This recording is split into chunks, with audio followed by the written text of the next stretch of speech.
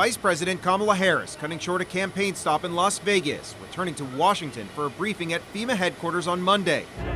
While former President Donald Trump visited Valdosta, Georgia to show his, quote, solidarity with storm victims. He also criticized President Joe Biden and Vice President Harris, saying their storm response was lacking. The governor's doing a very good job. He's having a hard time getting the president on the phone. I guess they're not being responsive. And of course, the vice president, she's out someplace campaigning, looking for money.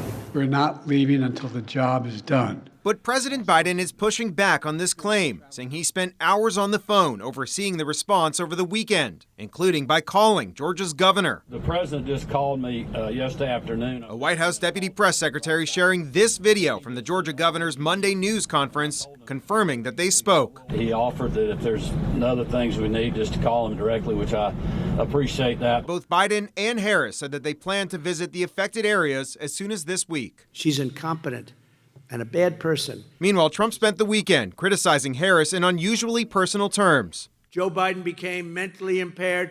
Kamala was born that way. And if you think about it, only a mentally disabled person could have allowed this to happen to our country. Anybody would know this.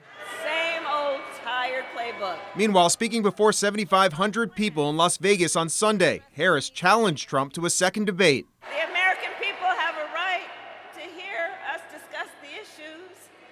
And as you say here in Las Vegas, I'm all in. And on Monday, a new far-ranging interview with Harris was released. Last week, she took questions on the sports podcast All the Smoke, where she spoke about her racial identity, her role as a stepmother, and her support for legalizing weed.